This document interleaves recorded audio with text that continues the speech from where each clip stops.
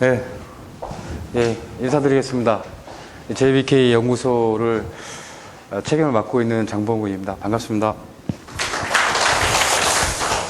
예, 오늘 이 강의 주제는 AID, 자가면역 질환에 대한 저희가 지금 한 거의 15년간 15년에 걸쳐서 이런 자연치유 물질들을 임상에 이렇게 적용시킨 사례들과 또 이제 학문적으로 의미가 있는 이런 그 자가면역 질환에 대한 어떤 그 자료들을 한번 준비를 해봤습니다. 흔히들 이 자가면역 질환이다 하면 우리가 지금 가지고 있는 고정관념이라는 게 있습니다. 이게 우리 몸 안에 있는 이 자기 항체 또는 자기 응답성 T세포라고 하는, 사실 이제 우리 몸 안에 이런 그 자기 항체나 자기 응답성 T세포가 많아지는, 형성되는 이런 질환의 총칭을 해서 우리가 AID, 오토이뮨 디지즈라고 하는데요. 자연치유 관점에서 바라봤을 때는 이게 현대의학적 관점에서는 자기 항체나 자기 응답성 T세포가 굉장히 병적인 물질로 이렇게 취급을 하지만, 자연의학의 관점에서 봤을 때는 자기 항체나 자기 응답성 T세포, 흉쇄 외분화 세포라고도 이렇게 불리우는데요. 이것은 자연치유 과정이다 이렇게 보고 있습니다.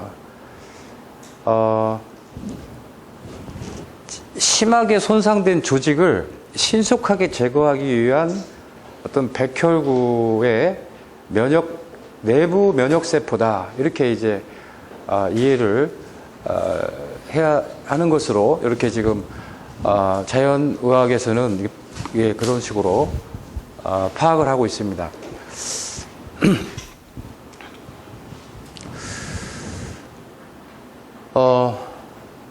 이 자가면역 질환은 또 양쪽의 어떤 그 특성을 갖고 있는데요. 특히 이제 갑상선 질환 같은 경우에 이 자가면역 질환의 어떤 특성을 이렇게 좀 더 명확하게 비교를 할 수가 있겠습니다. 이 하시모토병, 우리가 알고 있는 이제 갑상선 기능 저하증이라고 있는데요. 요게 이제 현대의학적 관점에서는 갑상선의 마이크로솜을 파괴돼 가지고 파괴돼서 이제 그 호르몬이 이제 감소된다, 이렇게 이런 호르몬이, 갑상선 호르몬이 감소되는 병이고, 그레이브스 바세도병이라고 이렇게 불려지고도 있는데, 이것은 시상하부의 뇌하수체의 수용체가 파괴된다, 이렇게 파괴돼 가지고 실제 음성 피드백이 안 일어나는 거죠. 죄송합니다. 여기 보시면 혈중에 이 티록신이라고 하는 갑상선 호르몬의 혈중 농도가 증가하면 여기 이제 너무 많이 나오니까 이제 분비량을 줄이라고 하는 피드백 신호가 가면 이 뇌하수체 전엽에 있는 수용체에서 여기에 이 TSH, 즉 갑상선 호르몬 갑상선 분비 자극 호르몬인데요. 요것이 이제 분비가 덜 되게 되는 거예요. 덜 되게 되는 게 더 많이 나오는 거죠. 이게 조절이 안 되기 때문에 계속 나와서 혈중 농도가 증가하는 병이죠. 그러니까 실제 하시모토 갑상선 기능 저하증은 갑상선 자체의 마이크로솜이라고 하는 세포 소기관이 파괴돼서 호르몬 자체를 형성을 못하는 병이고, 그레이브스병은 뇌하수체 전엽의 갑상선 자극 호르몬의 조절을 못하기 때문에 그걸 계속 이제 갑상선이 호르몬이 분비되는 병인데요. 근데 여기 지금 파괴시키는 물질이 자가항체다, 이렇게 지금 현대학에서는 파악을 하고 있지만 실질적으로는 그게 아니라는 겁니다. 그러니까 갑상샘의 세포를 파괴시키는 물질은 이 자가항체나 자기 응답성 T세포가 아니고, 우리가 세포를 파괴시키는 사이토톡신이라고 하는 것이 파괴를 시킨다는 거죠. 이게 현대의학에서는 자가항체가 붙어 있으니까, 자가면역 질환에서 보면 항상 자가항체에 이게 농도가 이렇게 증가되어 있으니까 자가항체가 파괴의 주범이라고 파악하고 있지만 실질적으로는 아니다라는 거죠. 이 세포독, 사이토톡신이 말하자면 뇌하수체나 시상하부 수용체를 파괴하고 또는 이렇게 갑상선의 마이크로솜을 파괴해서 이 갑상선 질환을 일으킨다. 이렇게 보고 있습니다. 그래서 그 파괴된 갑상선 세포나 파괴된 뇌하수체 전역을 복구하는 과정에서 복구되는 과정. 그러니까 복구를 시키려면 이미 손상된 이상 조직을 제거를 해야 되잖아요. 그 제거하는 과정에서 나타나는 게 바로 자가항체하고 자기응답성 T세포다. 그래서 이 자기응답성 T세포와 자가항체는 굉장히 우리 인체에 중요한 치유 물질이고 이 부정적인 물질이 아니라 아주 긍정적이고 꼭 필요한 물질이다라고 하는 거죠. 좀 어떻게 바라보느냐에 따라서 상당히 차이가 많이 있습니다.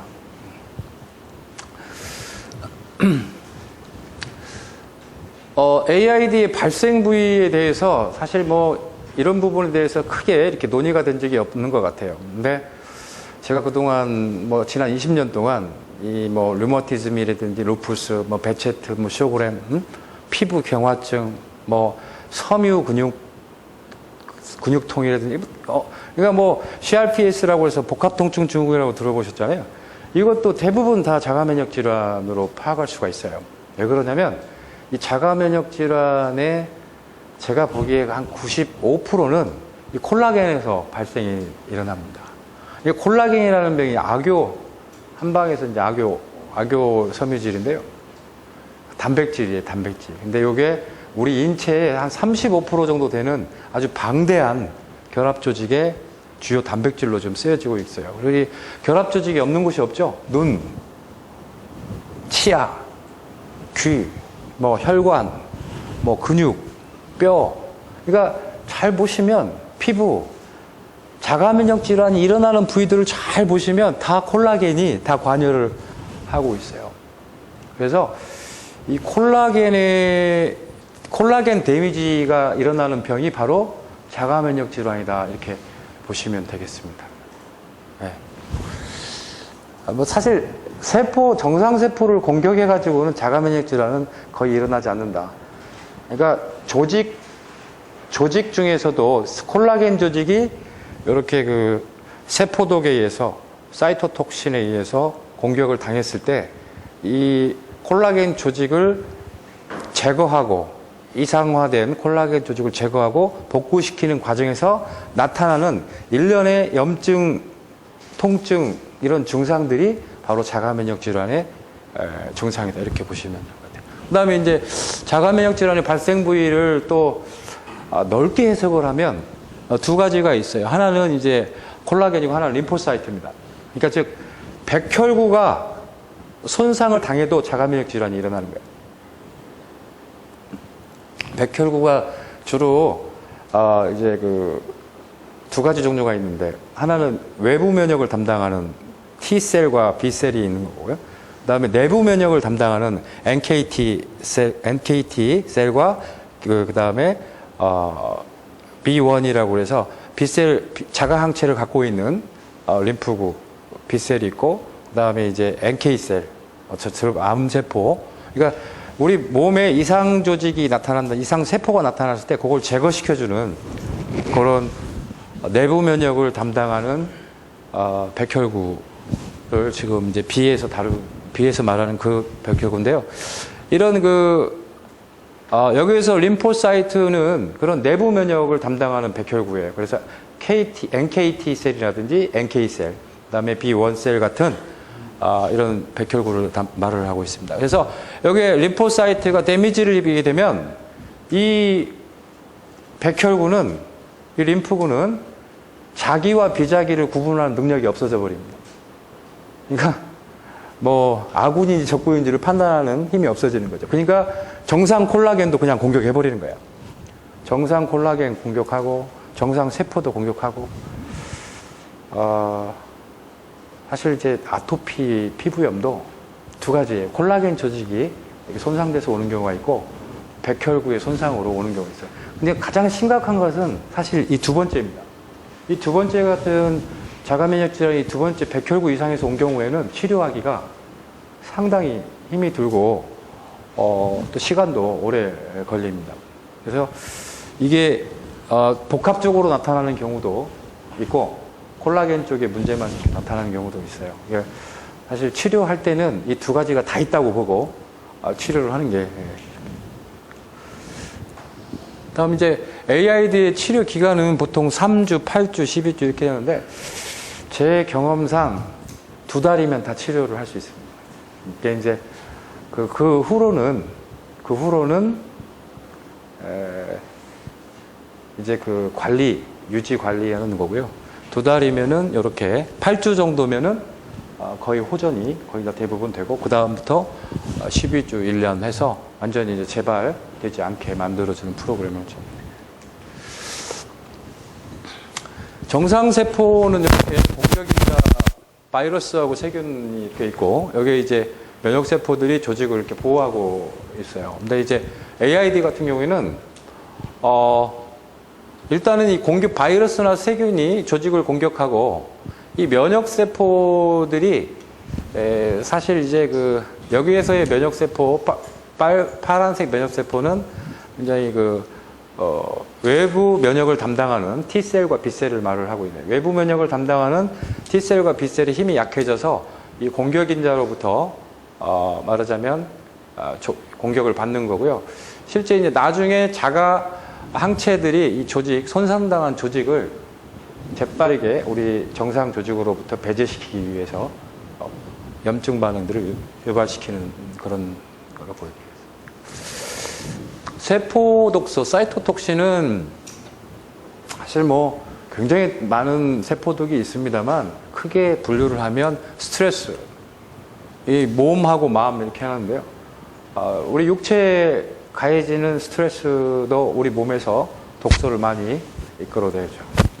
그 다음에 우리 마음에 가해지는 스트레스도 굉장히 많은 독소를 유발을 시킵니다.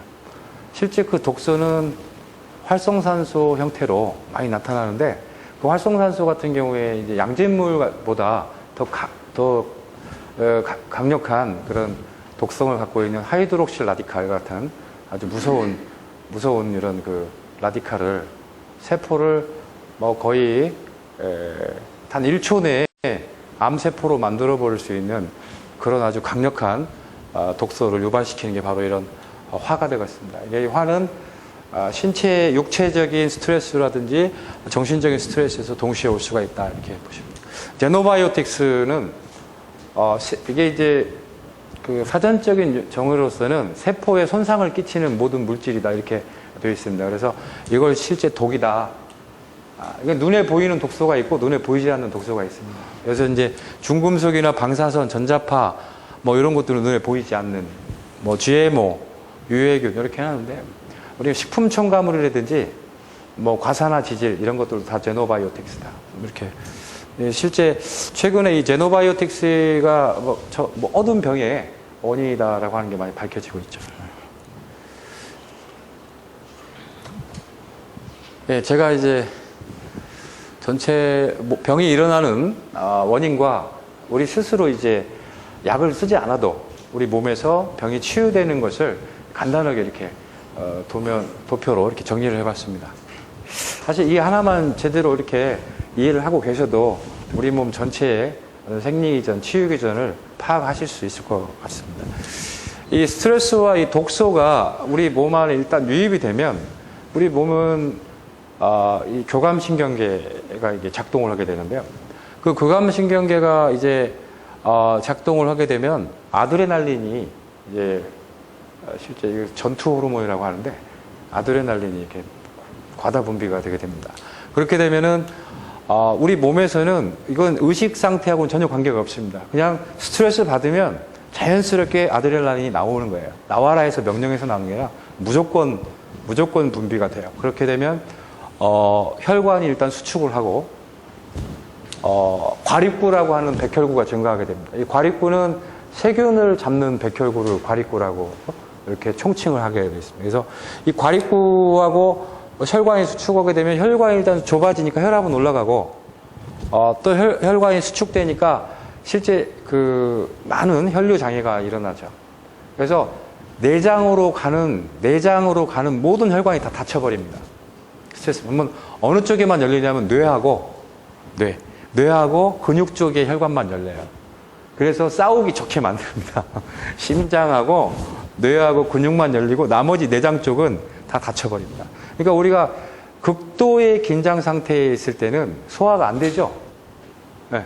소화도 안 됩니다. 이게 소화가 안 된다는 얘기는 그 다 내장 혈관이 다 닫혔기 때문에 이렇게 볼 수가 있어요. 그 다음에 이제 과립구가 증가하면 우리 세균들이 다 어디에 피하 상피 조직의 세균들이 살고 있는데요. 어마어마한 세균들이 우리가 공생을 하고 있어요. 그 세균들의 숫자만 해도 수십조 개가 되는데 그 세균들은 마치 우리가 그 피부에 세균이 많이 있고 구강 세균이라든지 뭐 요도 세균, 뭐 장 세균 다 많이 있듯이 이 상피 조직에 그러는데 이 과립구가 일단 많이 이렇게 증가를 하게 되면 활성산소를 내뿜습니다. 과립구가. 이 과립구가 내뿜는 활성산소가 모든 염증의 원인이다라고 하는 게 밝혀졌어요.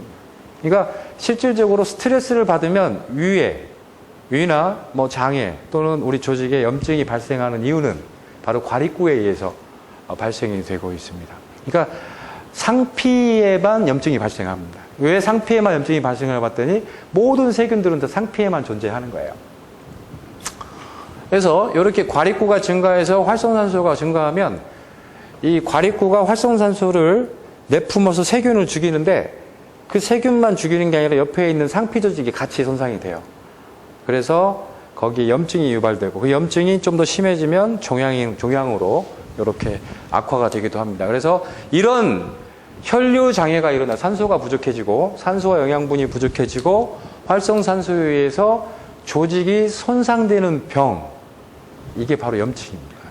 그러니까 뭐 사실 지금 한 13,000개의 병 중에 염증하고 관련이 안 된 병은 기생충 질환 빼놓고는 거의 대부분 염증이라고 보시면 되고요. 다 염증입니다. 그러니까 염증이 생기는 이유는 혈류 장애와 활성산소 때문이다 이렇게 보시면 되겠어요. 그러니까 염증이 안 생기고 오래 살기 위해서는 피가 제대로 잘 돌고 활성산소만 제거해주면 장수할 수밖에 없겠죠. 장수라고 하는 약은 멀리 있지 않는 것 같아요. 어떤 좋은 항산화제를 복용하면서 좋은 혈액순환제를 복용하게 되면 염증 자체가 생기지를 않습니다. 자, 일단은 어쨌든 스트레스를 장기간 지속적으로 강도 높은 스트레스를 받았을 때 우리 몸에서 조직이 손상됐을 때 우리 조직을 우리 몸에 그대로 놔두지 않는다는 거죠. 가만히 둬도 염증이 치유가 되는데 그 치유되는 기전은 우리가 이제 이렇게 조직이 손상된 상태에서 바로 우리 몸은 이제 그 응답을 하는데 그 응답이 부교감신경으로 응답을 하게 됩니다.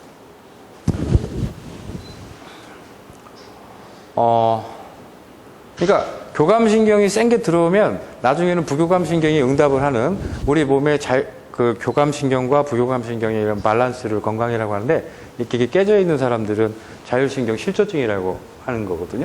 어쨌든 이게 자연치유력이 있는 분들은 없는 분들은 부교감신경이 가동을 하지 않는데 자연치유력이 조금이라도 있는 분들은 부교감신경이 가동을 하게 됩니다.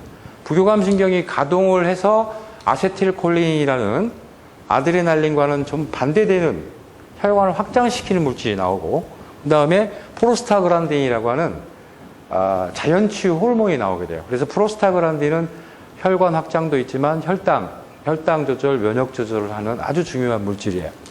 그래서 혈관이 확장되면 혈류가 회복되고 여기는 과립구가 증가되는 대신 이 아세틸콜린하고 프로스타그란딘이 나오면 림프구가 증가가 되거든요. 림프구가. 근데 이제 이 림프구가 사실은 세균이나 바이러스 또는 아까 암세포라든지 염증세포들을 제거를 시키는 거죠. 여기에서 이 림프구가 증가되는 이 자연치유 림프구가 바로 뭐냐면요. 바로 자가항체 또는 자기응답성 T세포. 이렇게 볼 수가 있으니까 실제 내부의 조직 손상을 배제하기 위한 우리 몸의 치유 반응이 일어나는 형태에서 중요한 역할을 하는 것이 바로 자가항체고 자기응답성 T세포다. 이렇게 볼 수가 있겠습니다. 그래서 요게 이제 이 림프구는 내부 면역을 담당하는 림프구예요. NK셀이라든지 NKT셀이라든지 뭐 자가항체가 되겠습니다. 이렇게 그래서 이런 질병세포를 제거하고 혈류가 회복되는 과정에서 필연적으로 나타나는 게 우리 원장님들 잘 아시는 명현반응이라든지 호전 반응 또는 뭐 치유 반응 이런 현상들이 나타날 수밖에 없는 거예요. 왜 그러냐면 통증도 나타날 수 혈관을 확장시키는 과정 확장을 시키면 통증 물질도 들어가고 혈관 확장되다 보면 얼굴도 빨개지고 혈관 확장되다 보면은 몸도 붓고 그 다음에 열도 생기고 이런 현상들은 당연히 우리가 감사하게 받아들여야 될 일종의 우리 몸에 살아있는 반응이다 이렇게 보시면 돼요. 그래서 이런 호전 반응들을 나타날 때 이런 호전 반응들을 빠르게 마치고 이게 호전 반응은 조직이 복구되기 전에는 계속 나타나겠죠.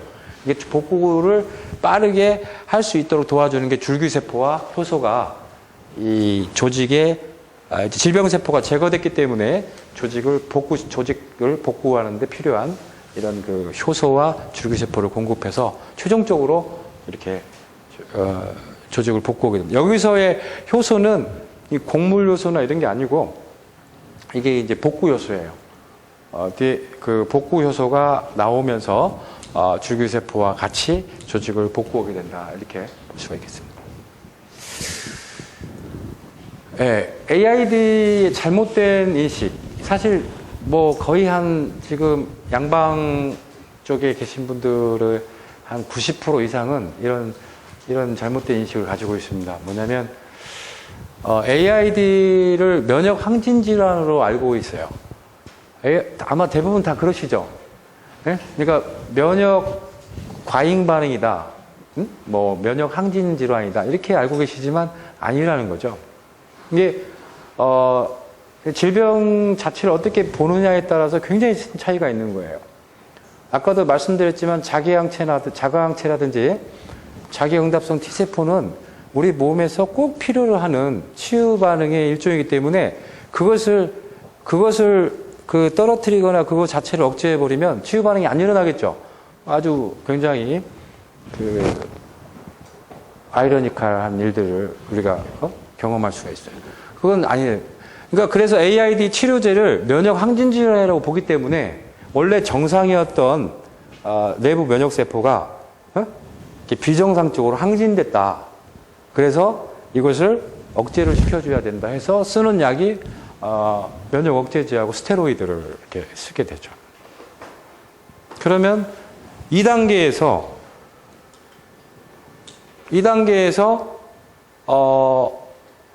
지금 림프구가 증가한다고 그랬잖아요. 림프구가 이제 그 자가항체를 갖고 있거나 갖고 있는 B세포라든지 또는 자기응답성 T세포가 이 림프구가 증가하고 질병세포를 제거하고 있는데 여기다가 면역억제제약을 하나 뭐 스테로이드를 쓰게 되면은 림프구가 감소되겠죠. 감소되면은 더 이상 이게 호전 반응도 안 일어나겠죠. 그러니까 실질적으로 자가면역 질환에 우리가 병적인 증상으로 알고 있는 것은 대부분 다 호전 반응이에요. 근데 그 반응들을 보기가 싫죠. 불쾌하고 통증이고 보기가 진물 나고 막 이러니까 보기 싫으니까 그 증상을 억제시키는 거죠. 여기를 잘라주는 거예요. 림프구를 억제시켜 버리니까 이게 그러니까 혈류 또 이 면역 억제제하고 스테로이드를 쓰면 혈류가 다 닫혀버립니다. 닫히기 때문에 혈류가 확장이 되는 게 아니라 혈류가 다 수축돼 버려요. 그러니까 실제 이게 호전 반응이 나타나지 않고 조직이 회복되기는 건 어려워진다는 거죠. 그래서 실제 이 면역 억제제와 스테로이드를 쓰면 교감신경이 긴장하게 된다. 이게 자연 치유하고는 전혀 반대 방향으로 간다는 거예요. 그래서 치유는 불가능하게 됩니다. 치유는 스테로이드나 이런 면역 억제제를 쓰면 자가 면역 질환의 치유는 빠이빠이입니다. 절대 치료할 수가 없다. 왜냐하면 이제 보시면 혈관이 수축되고 이게 스테로이드 면역 억제제를 드신 분들은요 몸이 냉장고처럼 차가워요. 얼음장처럼 차갑습니다. 그리고 이제 혈압도 상승하고 혈압약 먹으면 불안해지고 불안해지니까 진정약을 먹는데 진정제를 먹으면 혈당이 또 상승하고 혈당이 상승하게 되면 당뇨약을 먹죠. 당뇨약을 먹으면 또 몸에 염증이 증가하고 염증 통증이 증가하니까 또 이제 소염 진통제를 먹습니다. 실제 이게 이제 약의 사이클이 이렇게 되고 있어요. 그래서 보통 병원에 한 번, 두 번 몇 년 왔다 갔다 하면 나중에 한 주먹의 약을 먹게 되는 대부분들이 다 이 스테로이드를 잘못 쓴 결과예요. 그래서 스테로이드를 써서는 안 된다. 그래서 저희 연구소도 이 스테로이드를 쓰지 않는 방향의 치료 방법을 개발하기 위해서 그동안 많은 연구를 진행을 시켰습니다. 그럼 어떻게 파악을 해야 되냐? AID는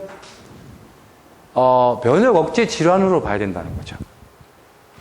면역이 상승된 게 아니에요. 여기 보시면 이 세포 독소가 우리 몸에 들어오면 면역이 억제됩니다. T셀과 B셀, 아까 과립구가 증가한댔죠? T셀과 B셀이 감소하게 돼요. 여기 보시면 과립구가 증가하고 어쨌든 스트레스라든지 세포 독소가 들어오면 과립구가 증가하고 림프구, 외부 면역을 담당하는 림프구인 T셀과 B셀이 감소하게 됩니다. 그리고 혈류가 감소해요. 그래서 면역이 약화됐다 이렇게 보는 거예요. 그러니까 이런 면역이 약화됐을 때 우리 몸에서 나타나는 게 뭐냐면 조직 손상이 나타나는 거예요. 자, 이게 원인이죠? 이게 바로 면역 억제 질환이에요. 그래서 우리 몸은 작용, 반작용의 어떤 그런 피드백에 의해서 조직이 손상됐을 때 그 손상된 조직을 복구하는 과정에서 뭐가 출동하게 되냐면 자기 항체라든지 자기 응답성 T세포가 이제 증가를 하는 거죠. 이게 굉장히 좋은 거죠. 그 다음에 혈류가 증가하는 거예요. 이렇게 자기 항체라든지 자기 응답성 T세포를 분비량을 늘려서 조직을 복구하고 되면 이때는 그 자기 항체라든지 자기 응답성 T세포가 줄어들겠죠. 상대적으로. 필요가 없으니까. 줄어들고 T세포나 B세포, 과립구를 다 정상화시키는 거예요. 이게 실제 이게 가장 건강한 상태가 된다는 거죠. 그래서 이 자가면역 질환은 면역 항진 질환이 아니고 면역 억제 질환이기 때문에 절대적으로 이 조직을 복구시킬 때 스테로이드를 쓰게 되면 면역 억제제를 쓰게 되면 자기 항체 감소, 자기 T세포 감소, 혈류량 감소해서 조직이 절대 복구되지 않는다. 이런 거예요. 그래서 치료 방향은 면역을 증진시키는 방법을 택해야 된다. 첫 번째. 그래서 면역을 증진을 이 자기 항체라든지 자기 응답성 T세포를 증가를 시켜서 빨리 조직을 복구할 수 있게 만들어주는 게 오히려 진정한 치료법이다라고 하는 거고요. 그 이후에도 이 T셀과 B셀이 저하되지 않도록 스트레스와 이 독소 관리에 굉장히 신경을 많이 써주게 되면 재발이 안 된다는 거죠. 그러니까 사실은 세포 독소만 없으면 해독만 제대로 되면 이 자가면역 질환을 완치할 수 있는 확률이 굉장히 높은 거죠. 해독의 중요성이 여기서 나오는 거죠. 노멀 림포사이트, 이게 AID 발생 유형은 이제 이렇게 그 림프구가 정상적인 림프구가 화독에 의해서 옥시다이즈 되는 거죠. 또는 이제 미토콘드리아가 뮤테이트 되는, 변이 되는 거예요. 미토콘드리아에 있는 핵, DNA가 유전자죠. 우리 몸의 세포기관에서 유전자를 갖고 있는 그런 기관은 핵하고 미토콘드리아밖에 없습니다. 근데 미토콘드리아는 한 개가 있는 게 아니라 세포 하나에 2,000개 정도가 들어가 있어요. 실질적으로 미토콘드리아는 모계 유전이에요. 모계. 그러니까 엄마한테만 날라옵니다. 그래서 우리 미토콘드리아가 힘이 센 사람들 있죠? 힘이 세고 체력이 좋은 사람들은 미토콘드리아가 굉장히 수치가 많고 활성도가 높은데 다 엄마한테서 오는 거예요. 그러니까 에너지를 만드는 미토콘드리아는 모계 유전이 된다. 그리고 그 미토콘드리아가 옥시다이즈나 뮤테이트 된다. 그러면 변이 되거나 산화돼 버리면 자가면역 질환이 올 수 있다. 이렇게 보시면 되겠어요. 그러니까 그게 일단 판단 능력이 떨어진, 즉 자기와 비자기를 구분하는 능력이 떨어져 버린 림프구를 갖고 있다면 이것은 자가면역 질환의 골치 아픈 증상이 시작됩니다. 이것이 뇌를 공격하면 다발성 신경 증후군 같은 게 나오고, 척추를 공격하면 강직성 척추염 같은 게 나오고, 그다음에 이제 피부를 공격하면 피부 경화증 같은 게 나오게 되죠. 그러니까 어디를 공격하냐에 따라서 병명이 달라지는 거지, 실질적으로는 원인은 똑같다라고 하는 거예요. 근데 이제 그게 관절을 공격하면 류마티스 관절염이 되는 거고, 만약에 이제 교양 상피, 이게 장 상피를 공격하면 뭐 쇼그레인이 아니고 그 크론병이라든지 교양성 대장염이 나다. 쇼그레인이라는 병은 이제 눈 각막이라든지 이 구강 같은 데를 공격해서 샘 자체의 기능을 떨어뜨려서 안구 건조증이라든지 구강 건조증 같은 게 쇼그레인병으로 나타납니다. 그것 모든 원인이 다 이게 백혈구가 뮤테이트 됐다. 백혈구의 마이토콘드리아가 뮤테이트 되거나 옥시다이즈 되는 경우에 이렇게 이제 나타나죠. 그다음에 이렇게 이제 정상적인 콜라겐은 이렇게 트리플 헬릭스 구조를 갖고 있습니다. 그러니까 세 개의 동아줄이 꼬여 있는 거예요. 이 꼬여 있을 때 이 브릿지가 유황 브릿지가 이렇게 유황 브릿지로 이렇게 연결이 되어 있어요. 그래서 콜라겐 조직이 풀려버리면 병이 생긴다고 보시면 돼요. 콜라겐 조직이 풀려버리면 염증, 통증, 뭐 자가면역 질환 굉장히 많이 생기죠. 주름도 막 생기고. 네? 그래서 이런 콜라겐, 사실은 콜라겐이 데미지 있는다기보다는 뭐가 데미지 있는 거예요? 여기 유황 브릿지가 데미지를 입게 돼요. 유황이 부족하다든지 또는 이 브릿지의 그 연결 상태가 별로 안 좋다든지 하는 경우에 언제든지 이게 떨어져 버리면서 콜라겐들이 이제 이건 이제 트리머인데 모노머로 막 바뀌면서 지멋대로 움직이죠. 그러면 이게 결합 조직이 지멋대로 움직인다는 것은 우리 몸으로 봤을 때는 엄청난 그 증상들이 나타나요. 다 아프겠죠? 아픕니다. CRPS도 그런 쪽에 있는 것 같아요.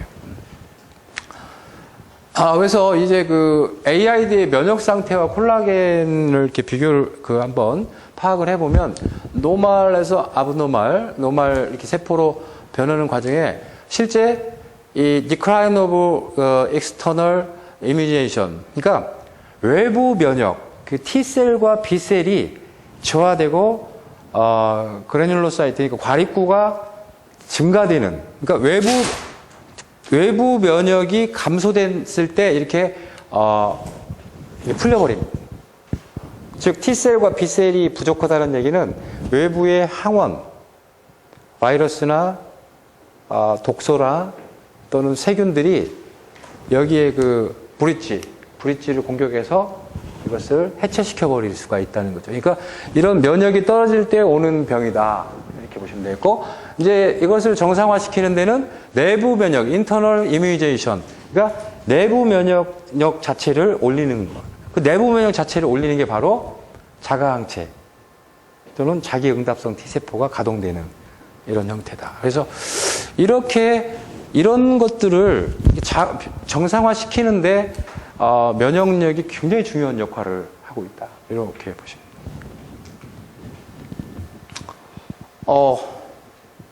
예. 여기 이제 콜라겐이 아니고 림포사이트인데 제가 여기 좀 했는데, 림프구도 이렇게 되는 거죠. 면역이 떨어진 상태에서 옥시다이즈 되거나 또 이렇게 뮤테이트가 되는 상태에서 면역이 올라가게 되면 정상적인 백혈구, 림프구로 바뀌면서 치유가 일어나게 되죠. 사실 이제 이 정도 일어나게 되면 완치라고 보시는 겁니다. 완치가. 그래서 제가 이제 이런 혈액질환 같은 경우에 완치 기간은 한 4개월 정도로 봅니다. 4개월이 왜 그러냐면 백혈구의 수명이 한 달이에요.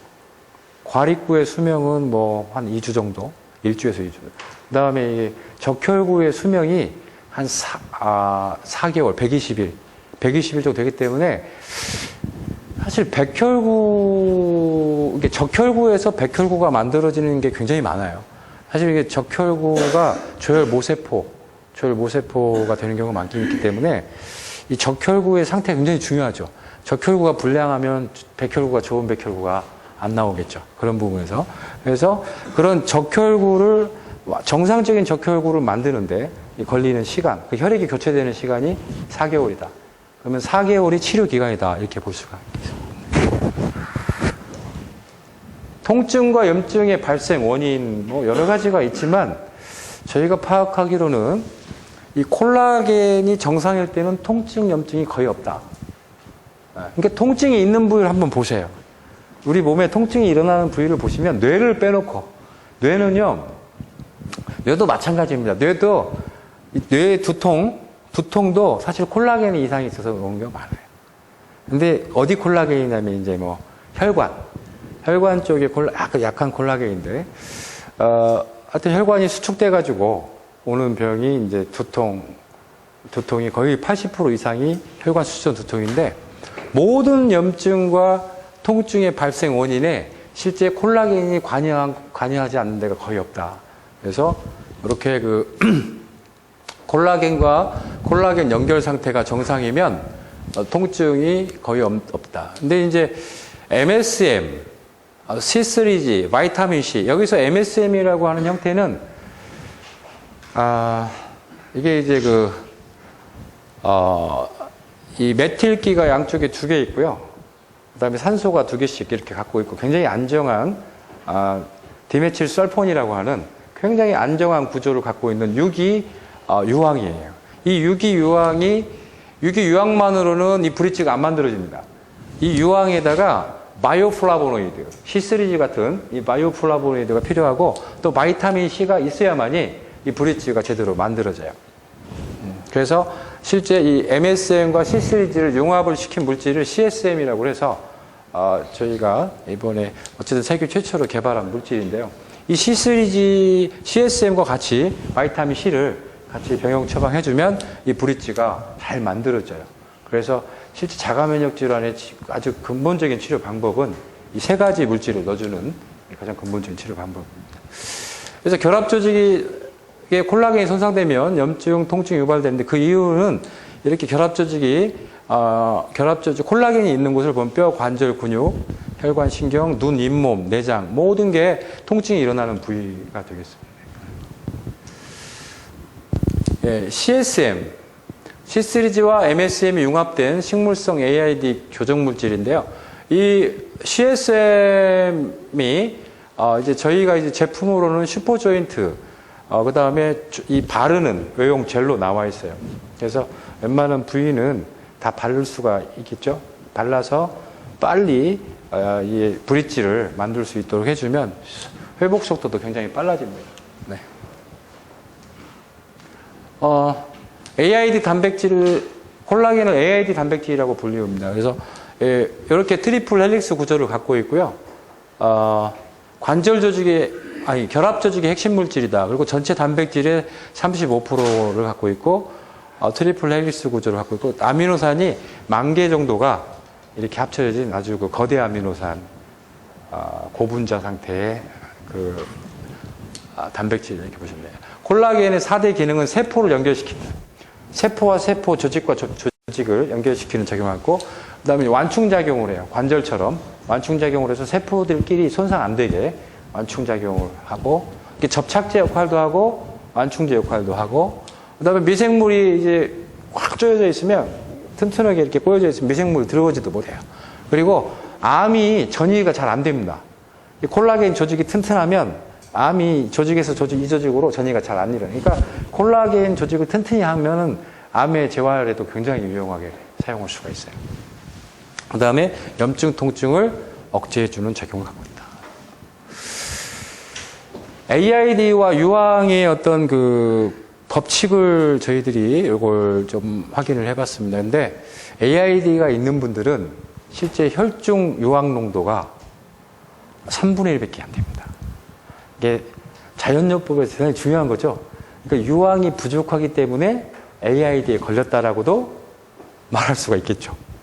그래서 이 유황 농도를 올려주면, 혈중 유황 농도를 올려주면 자연 치유가 그때서 일어나는 거예요. 이게 이제 세포 교정이에요. 우리 몸에서 필요로 하는 물질을 넣어줌으로써 스스로 교정을 할 수 있도록 도와주는 거죠. 치유가 일어날 수 도와주는 게 세포 교정인데요.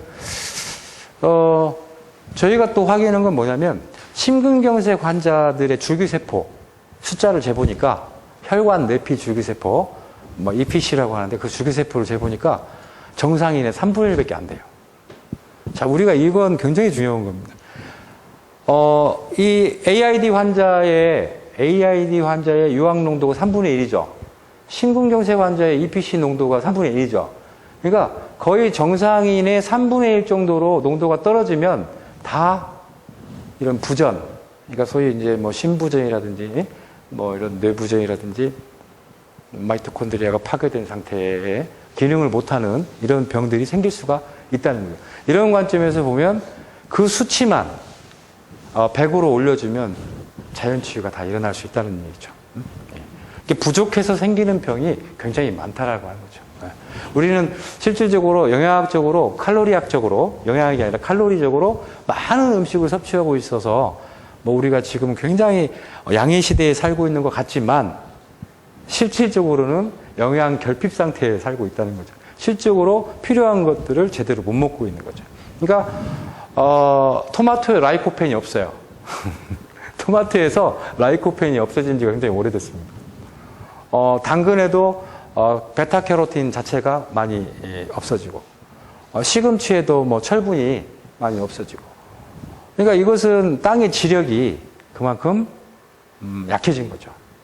땅의 지력은 15cm에서 나오거든요. 그 밑에서는 전혀 영양분을 공급을 못 받습니다. 근데 여기에 굉장히 대량 생산을 하면서 비료를 많이 쓰고 하면서 땅의 지력이 거의 다 고갈된 상태. 그래서 우리가 영양분 이런 유황이라든지 그 말은 이제 뭐 바이타민, 미네랄 이런 것들의 섭취가 상당히 많이 부족해졌다. 그래서 이런 몸에서 필요로 하는 영양소들을 충분히 공급해 줌으로써 우리가 세포가 제대로 교정될 수 있다. 그것을 한방과 이런 세포 교정 물질의 용합을 통해서 우리가 질병의 완치를 이끌어낼 수 있다라고 하는 게 사실 저의 생각입니다. 이제 also cellular medicine은 세포는 여기에서 마이크로 개념의 세포도 될 수 있고 매크로 개념의 세포도 될 수 있어요. 예를 들어서 이 세포가 뭐 골반도 하나의 큰 세포가 될 수도 있죠. 골반이 만약에 이렇게 틀어졌다. 그런 경우에는 마이크로 개념으로 보면 치료가 굉장히 힘들죠. 그런 경우에는 매크로 개념으로 가서 골반 교정도 이 오스 셀룰러 메디신의 일부입니다. 제가 이제 오늘 강의하는 부분은 마이크로 개념의 마이크로 오스 셀룰러 메디신 개념이죠. 우리 저기 나눔 한의원의 원장님은 지금 이제 추나요법을 그쪽으로 아주 전문적으로 하시는 원장님이신데 아까 제가 상담을 하면서 골반 교정 그 어떤 기기를 지금 뭐 개발을 하고 계시다는 말씀을 들었습니다. 이것도 세포 교정, 광의의 세포 교정에 들어가는 거죠. 그러니까 이제 뼈가 정골요법이라고 하는데 뼈가 좌우 상하가 이게 딱 맞지 않으면 실제 밸런스가 깨지면서 신경순환과 혈액순환이 제대로 안 된다는 거죠. 그래서 여기서 뼈를 잘 맞춰주는 밸런스를 잘 맞춰주는 게 자연치유에 굉장히 중요해져서.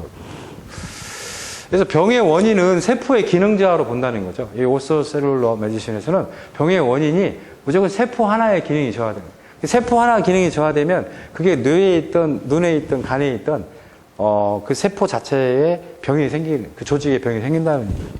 그래서 병의 예방은 세포의 기능을 유지하고 병의 치료는 세포의 기능을 회복시키는 것이 있다. 아주 간단하죠. 세포의 기능을 세포 교정의학이라고 하는 것은 세포의 생존 및 활동, 즉 기능에 필요한 영양소는 두 가지가 있습니다. 크게 보면 이제 그 디톡스 해독과 리스토어 복구 영양소 두 개 있어요. 그러니까 독소를 없앨 거냐 아니면 세포를 복구할 거냐 실제 이 두 개가 같이 이루어져야죠. 아주 중요하죠. 그래서 이런 영양소를 적당한 영양소를 공급함으로써 세포의 기능을 유지하고 회복시키는 자연치유학의 한 분야가 바로 이 세포 교정의학이 되겠습니다. 세포 교정에 아주 필수적인 인체 중요 시스템이 되겠습니다. 이게 5가지 시스템인데 첫 번째가 이제 소화입니다. 해독보다 중요한 게 소화예요. 그러니까 저도 작년에 한 600명의 암 환자를 상담하고 진료를 했는데요. 제일 완치가 잘 되고 예후가 좋은 암 환자들은 대부분 다 소화력을 갖고 있습니다. 그러니까 소화가 잘 돼야 됩니다. 즉 밥맛이 좋아야 됩니다. 일단 음식을 못 먹었을 때는 음식이 소화가 안 될 때는 백약이 무효합니다. 에너지를 못 만드니까요. 에너지를 만들어요. 암 환자한테 제일 중요한 에너지죠. 싸워서 이길 수 있는 에너지인데 그래서 이 에너지를 만드는 곳이 바로 이 소화기계고 그 위와 소장이 제일 중요한 역할을 하는데 항암제를 쓰게 되면 항암제를 써서 저기 장 상태를 이렇게 보면 장털이 다 탈락돼 버려요. 육모라고 하는 장털이 다 탈락돼 가지고 소화도 안 되는 거죠. 흡수도 안 되고. 그러니까 이런 상태에서는 자연 치료를 할 수가 없고 암 환자의 수명을 연장시킬 수가 없다라고 합니다. 그래서 실제 항암제를 써서 수명이 연장된 케이스는 거의 없다라고 보시면 돼요. 그래서 소화가 대단히 중요합니다. 소화는 근데 효소가 담당을 하기 때문에 효소의 역할이 이때 나오는 거죠. 그 다음에 해독. 그 다음에 이제 해독이 간에서 해독이 되고, 그 다음에 혈류, 간으로 들어간 영양소가 폐에서 산소를 받아서 이게 온몸을 타고 도는 거죠. 그 다음에 이제 골수와 우리 소장과 골수에서 면역을 이렇게 담당을 하게 되죠. 그 다음에 이제 우리가 세포가 이렇게 기능을 하고 신진대사를 하면서 손상된 조직이나 세포가 잠자는 동안 2시에서 4시 사이에 복구가 일어나게 됩니다. 그래서 이런 일련의 과정들을 우리는 신진대사라고 하는데 이 신진대사가 잘 일어나야지 우리는 건강을 유지할 수 있는 거고 그렇게 대사가 잘 일어날 수 있도록 저희가 이제 이런 교정 물질을 넣어주는 거죠. 그래서 소화 시스템에 필요한 교정 물질은 C3G, 그 다음에 칼슘, 마그네슘, 엔자임. 여기서 엔자임은 다이제스티브 엔자임입니다. 그러니까 다이제스티브 엔자임은 3가지예요. 단백질 분해 요소, 지방 분해 요소, 그 다음에 탄수화물 분해 요소인데 아밀레이즈, 리페이즈, 그 다음에 프로테이즈 이게 3가지가 이 3가지 다 나오는 것은 췌장이죠. 그래서 우리가 췌장 요소가 굉장히 중요합니다. 그래서 우리가 췌장 상태가 안 좋으신 분들 있죠. 이런 분들은 췌장 효소를 집에다 두고 먹는 게 간과 췌장을 위해서 가장 좋은 일이에요. 그리고 그다음에 칼슘과 마그네슘은 실제 이제 뭐 자연의학에서는 근육 위의 그 평활근 위와 소장의 평활근을 탄력성을 유지하는 데 굉장히 중요한 요소이기 때문에 칼슘과 마그네슘을 필수 2대1로 공급을 해줘야 됩니다. 그 다음에 해독 시스템에 필요한 것은 C3G하고 MSM, 파이버. 파이버는 식이섬유예요. 식이섬유는 2가지가 있습니다.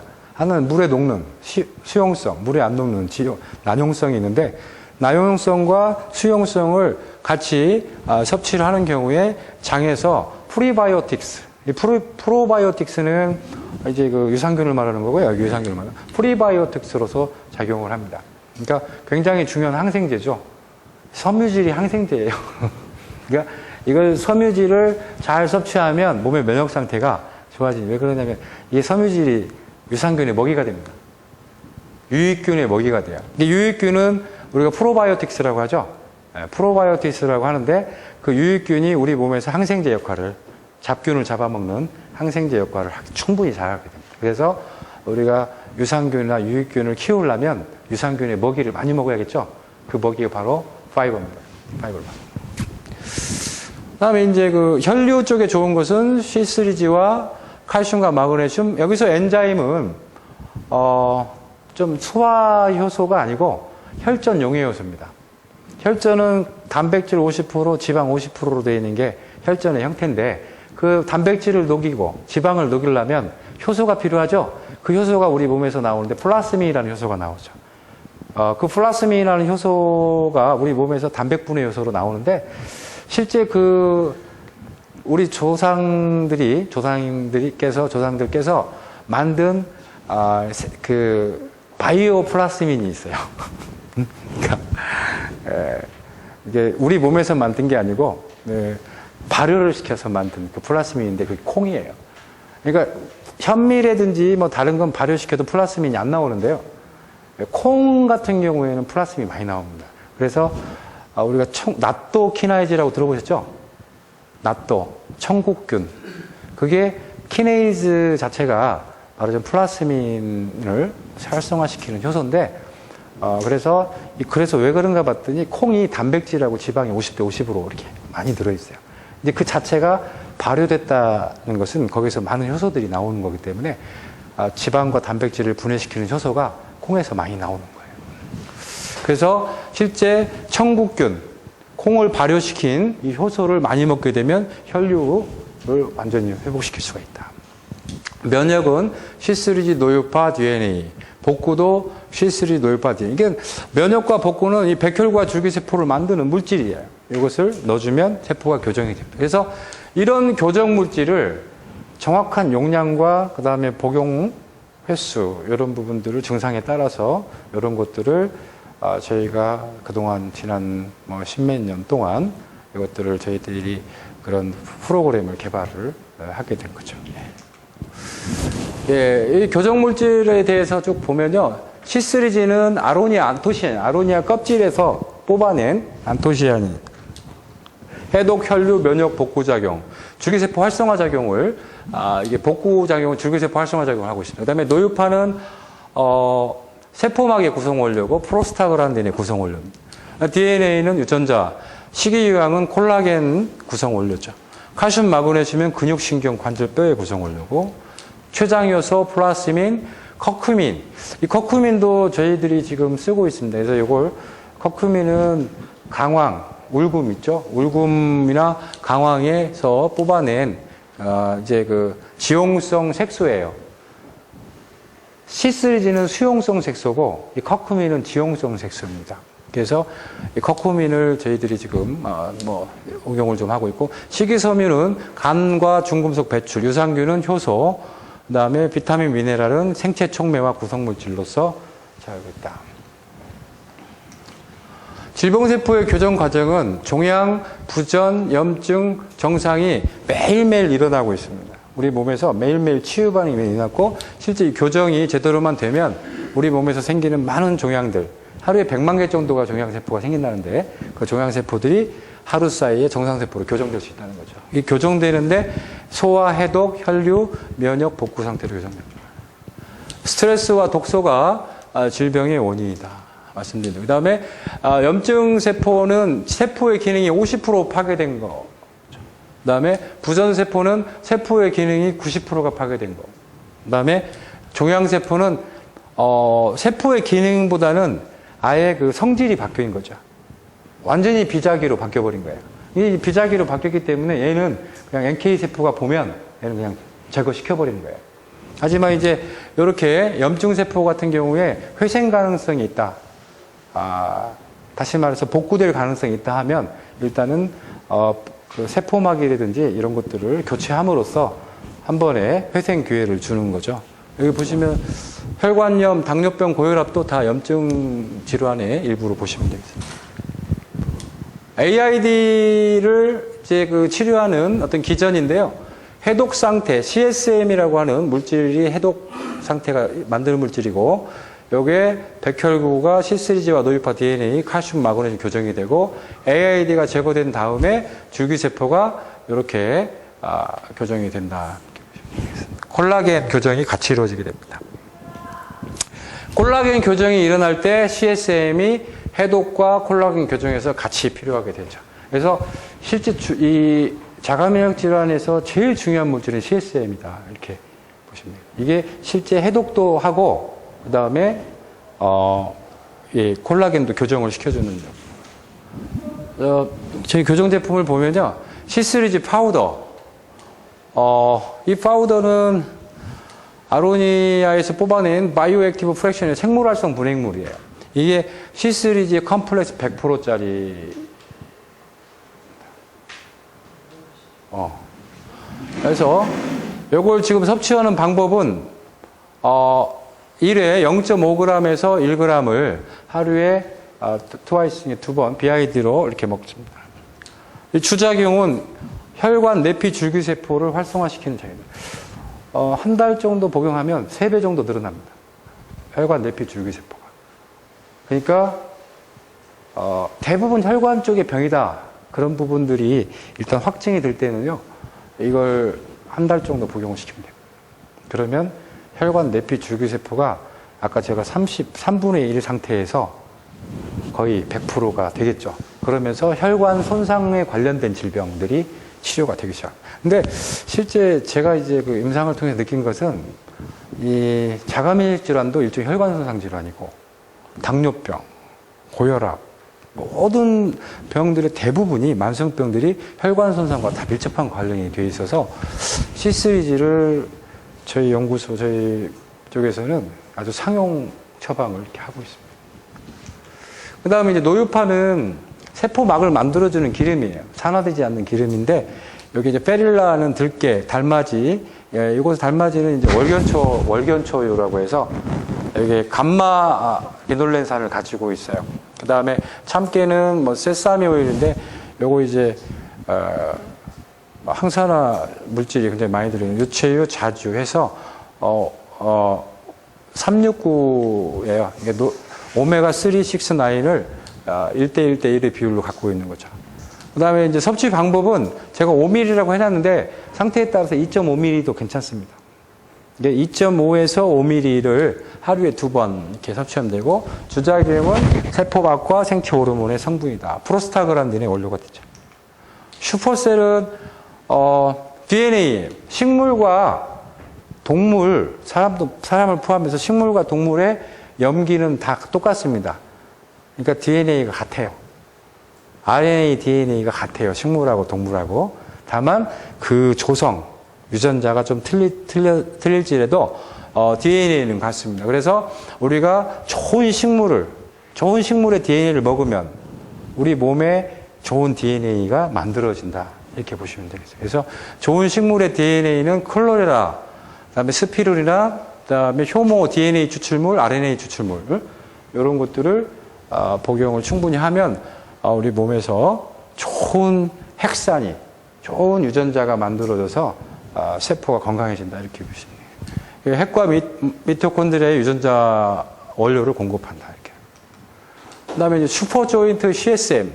CSM은 C3G and sulfur fused molecule의 약자입니다. 그러니까 C3G와 설퍼가 융합된 분자, 융합 분자라고 보시면 돼요. 이게 100%짜리입니다.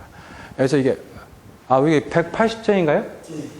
잘못 썼어요. 180점과 1000점짜리 이렇게 나오는데요. 이것은 염증 개선, 통증, 콜라겐, 복구, 체열 증진, 해독 작용, 혈류 개선, 면역 증진, 복구 작용에서 실제 AID 쪽에 아주 필수적인 역할을 이 CSM이 하게 됩니다. 그다음에 이제 칼마그는 실제 요즘에 이런 게 있습니다. 이게 AID 쪽에서 또 아까 제가 유황 농도가 3분의 1이라고 그러는데 칼슘 농도도 3분의 1. 그러니까 AID 질환의 3분의 1 되는 게 칼슘과 유황 농도가 3분의 1이다. 암 환자들도 3분의 1 정도가 나오고 있어요. 그러니까 칼슘이 이 정상적인 면역 상태에 굉장히 중요한 역할을 한다라고 하는 게 최근에 밝혀지고, 뼈만 만드는 게 아니고 실제 그래서 칼슘 중에서도 킬레이트 칼슘의 흡수율이 굉장히 좋습니다. 그래서 저희들이 쓰는 칼슘 킬레이트 칼슘이고 이게 2대1에 칼슘과 마그네슘이 2대1의 비율로 들어가 있어요. 그래서 칼슘 1g을 섭취하려면 저 8알을 드시면 돼요. 8알. 그러니까 아침에 4알, 저녁에 4알 정도 드시면 됩니다. 여기는 이제 다른 데서 칼슘을 섭취할 수 있기 때문에 여기서 지금 4알로 이렇게 해놨지만 실제로 칼슘을 많이 부족하다 싶을 때는 암 환자들이라든지 할 때는 4알씩 하루에 2번 먹어도 그런 식으로. 그 다음에 조인트 젤, 이건 외용 CSM입니다. 그러니까 바르는. 그래서 AID 부위에 유황과 C3G, EPO, 달맞이 종자를 요요파를 이렇게 공급해 줄 수 있는 그런 젤입니다. AID 교정의 4대 목표는 관절과 뼈는 강력하게, 신경은 정확하게, 근육은 탄력 있게, 혈관은 튼튼하게 만들어주는 게 실제 AID 질환의 타겟이다. 이제 요런 걸 씀으로써 관절뼈, 신경, 근육을 다 튼튼히 만들어주게 되면, 그러니까 뭐 베체트나 루푸스 뭐 이런 거에 관계 없다는 거죠. 이런 어떤 실제 이 양방에서도 약은 스테로이드하고 면역제제밖에 없어요. 그 다음에 이제 바르는 것은 스테로이드 호르몬 이 정도밖에 없습니다. 우리 뭐 세포 교정학에서도 마찬가지죠. 세포 자체를 튼튼하게 만드는데 뼈와 신경, 근육, 혈관을 나누지는 않아요. 다만 뼈에 문제가 있는 경우에 칼슘을 더 써주고 혈관에 문제가 있는 경우에 C3G를 더 써주고 이게 용량의 어떤 증감이 좀 필요하지 전체적으로 이 성분들은 다 필수적이다 이렇게 보시면 돼요. 데미지드 셀이 이렇게 리스토어가 복구가 되는데 해독은 CSM, 그 다음에 복구는 이렇게 C3G와 CSM, 노유파, 슈퍼셀, 칼망전. AID 세포 교정의 효과는 염증, 통증, 골다공증을 이렇게 예방을 하는데요. 이제 콜라겐 복구, 통증 신호 차단, 신경 및 근육 기능 강화, 염증 물질 감소, 그다음에 체열 상승, 뼈세포 생성해서 실질적으로 이런 교정 효과가 나타납니다. 예, 뭐 이것은 이제 류마티스를 보면 이게 이게 실제 뼈 자체가요 이렇게 파괴된 독소에 의해서 상당히 많이 파괴된 것을 볼 수가 있습니다. 예, 뭐 퇴행성 관절염에서는 뼈가 파괴되지는 않는데 이렇게 뼈가 이렇게 침식된 것을 볼 수가 있죠. 네. 여튼 이런 그 AID 교정이 또 독소가 너무 많은 경우가 있습니다. 이게 뭐 직업적으로나 아니면 환경적으로 독소에 많이 노출되신 분들은 이 본 프로그램을 들어가기 전에 해독 프로그램을 먼저 이렇게 들어가 주는 게 좋은데요. 해독 교정 제품을 좀 소개를 해드리면 바이오클린. 이것을 이게 지금 제가 말씀드린 거 좀 집중적인 해독 방법인데요.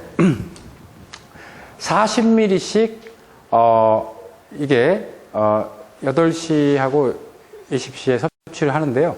이제 이것을 아침 저녁으로 이렇게 복용을 하는 거죠.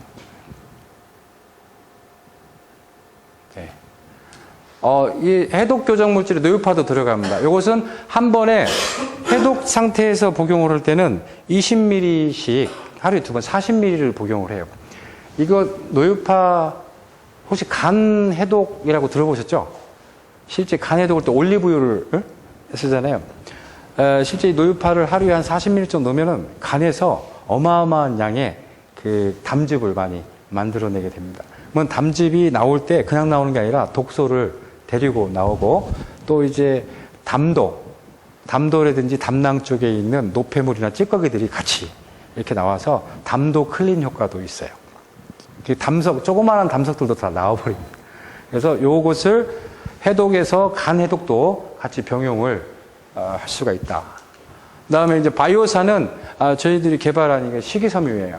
당근 식이섬유, 사과, 치커리를 넣어서 수용성, 지용성 식이섬유를 넣어서 된다. 아침, 저녁으로 30ml씩 생수에 타서 섭취를 하게 됩니다. 그러면 이제 간에서 그 쓸개즙이 독소를 가지고 이렇게 담도를 통해서 췌장 통해서 12지장으로 이렇게 나오면 그때부터는 독소잖아요. 독소가 쭉 소장을 거쳐서 대장으로 빠져나가면 되는데 빠져나오는 동안 많은 데미지를 끼칠 수가 있어요. 그리고 또 이게 다시 간으로 재흡수가 됩니다. 그래서 그 독소를 흡착을 하는 물질이 필요한데 그 흡착 물질이 바로 식이섬유예요. 그래서 빼주는 것만 중요한 게 아니고 바깥으로 배출시키는 것도 중요하다는 거죠. 그 두 가지가 안 되면 또 다시 재흡수됩니다. 담즙 같은 경우에는 99%가 재흡수가 일어나요. 담즙은. 이게 하루에 뭐 1리터 이상씩 나와서 99%가 다시 재흡수될 때 독소가 다시 들어가는 거죠. 간이 얼마나 피곤하겠어요.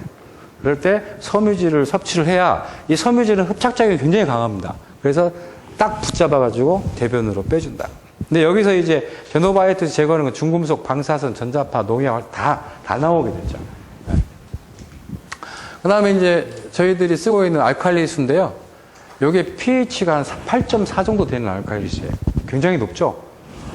게르마늄하고 식이유황이 아마 세계적으로 제일 많이 들어있다고 이렇게 평가를 받고 있습니다. 그리고 셀레늄도 많이 들어있어요. 그래서 사실 이 물 자체만으로도 굉장히 중요한 해독수가 될 수가 있습니다. 그래서 저희들도 연구소에서도 이걸 같이 처방을 해줘요.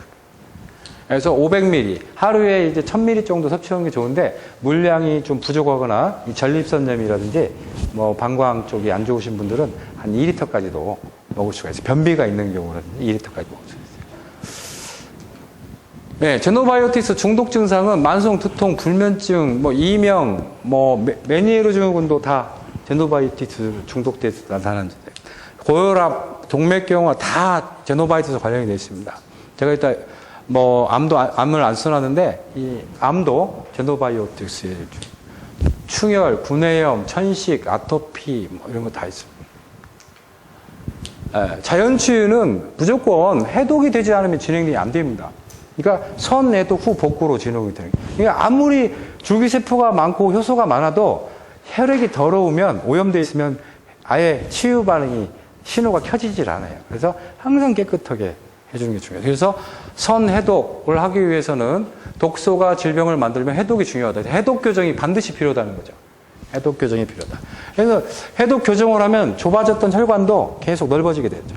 그래서 이렇게 1차선 혈관도 1차선 혈관에서는 보통 암이 나타나고 2차선에서는 부전증, 3차선에서는 염증이 나타나고 4차선에서는 모든 세포들이 다 정상세포로 바뀌게 됩니다. 이것을 해독 교정을 통해서만도 이렇게 자연치유 반응이 일어날 수 있다.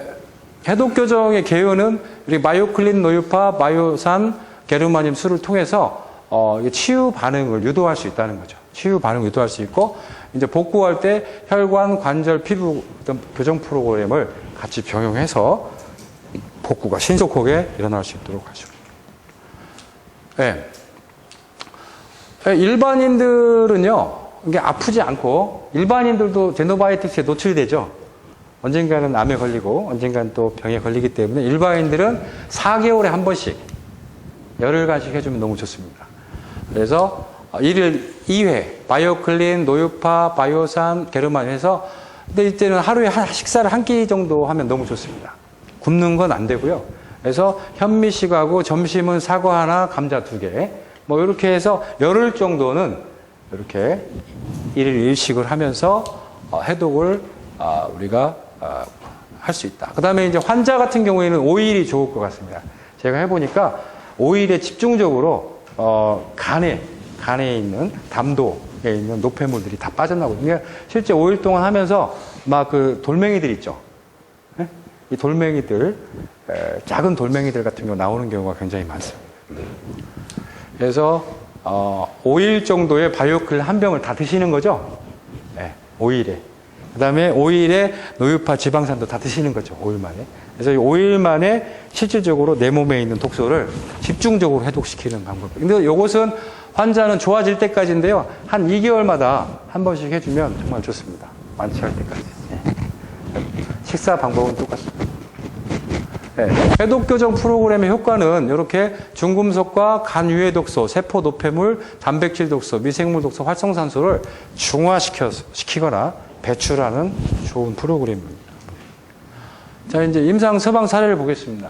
이건 루푸스 같은 경우는 완치가 된 케이스인데요. 이것은 3개월 만에 완치를 시킨 사례죠.